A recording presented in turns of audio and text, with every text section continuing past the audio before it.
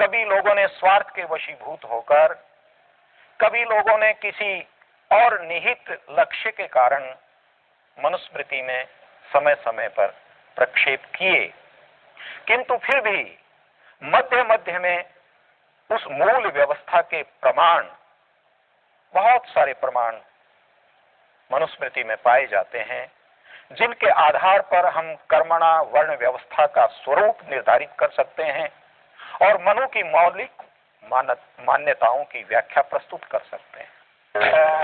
मुट्ठी कसने से ही बदलती है हाथ की लकीरें भैया, क्योंकि एक मुट्ठी भी नहीं होते हैं हजारों मुट्ठी अनाज। संकल्प की एक मुट्ठी से मिली है हमें सर उठाकर जीने की ताकत। उन आर्यों के अंदर समाज को व्यवस्थित रूप से चलाने के लिए एक व्यवस्था का निर्धारण किया, जिसका नाम रखा वर्ण व्यवस्था। इस वर्ण व्यवस्था में 4 वर्गों का निर्धारण किया, 4 समुदाय बनाए, 4 वर्ण निर्धारित किए। ब्राह्मण, क्षत्रिय, वैश्य और शूद्र, यह नाम उन 4 वर्णों को दिया गया। इनका निर्धारण किस प्रकार होता है? एक ही श्लोक के द्वारा बड़े संक्षेप में अपनी संपूर्ण वर्ण व्यवस्था को महर्षि मनु ने स्पष्ट किया है। 10वें अध्याय का एक श्लोक है, ब्राह्मणः क्षत्रियो वैश्य त्रयो वर्णा द्विजातयः, चतुर्थ है एक जातिस्तु शूद्र है नास्ति तु पंचम है। महर्षि मनु कहते हैं कि आर्यों की वर्ण व्यवस्था में 4 वर्ण हैं। इनमें से पहले 3 वर्ण ब्राह्मण, क्षत्रिय और वैश्य द्विजाति हैं, इनको द्विज कहा जाता है। और चतुर्थ है, चौथा जो वर्ण है जिसका शूद्र नाम है, वह एक जाति, उसका पर्याय नाम है। 5वां कोई वर्ण आर्यों के समाज में, आर्यों की वर्ण व्यवस्था में नहीं है। इन 4 वर्णों में जिन लोगों ने भागीदारी नहीं की, इन 4 वर्णों में जिन लोगों ने दीक्षा प्राप्त नहीं की, उनको वर्ण बाह्य माना और वर्णापेतम अनार्यम कह करके उन्हें वर्णों से बाहर रहने वाले वे लोग जिन्होंने सद्गुणों की, सदाचरण की प्रतिज्ञा या संकल्प नहीं किया, उस समुदाय में सम्मिलित नहीं हुए, उनको अनार्य घोषित किया। वर्णापेतम अनार्य। जिन लोगों ने हमें ये बताया है कि आर्य एक जाति थी, अनार्य उसके विरुद्ध जाति थी, वैदिक साहित्य के अनुसार यह बात बिल्कुल गलत है। आर्य और अनार्य ये गुणवाची शब्द हैं। मैंने आपके सामने अभी निवेदन किया कि जिनमें सद्गुण थे वे आर्य कहलाए, जिनमें दुर्गुण थे, समाज विरोधी गुण थे, उनको अनार्य कहा गया। और वर्ण व्यवस्था में भागीदारी न करने वाले, दीक्षा प्राप्त न करने वाले, वर्णापेतम अनार्यम, उन लोगों को अनार्य घोषित किया गया। किसी जाति विशेष को अनार्य मनु ने नहीं कहा। उन्हीं का दूसरा नाम दस्यु है।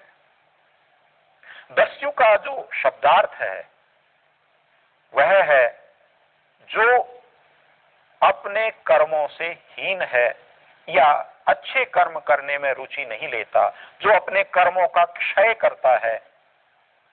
दसु उपक्षय धातु से बने हुए इस शब्द में यह अर्थ निहित है कि जो अच्छे कार्य नहीं करता, मानव जन्म को प्राप्त करके जो अपने कर्मों की उन्नति नहीं करता, अपितु अपने कर्मों को अपराध या पापों के द्वारा क्षीण करता है उसका नाम दस्यु है।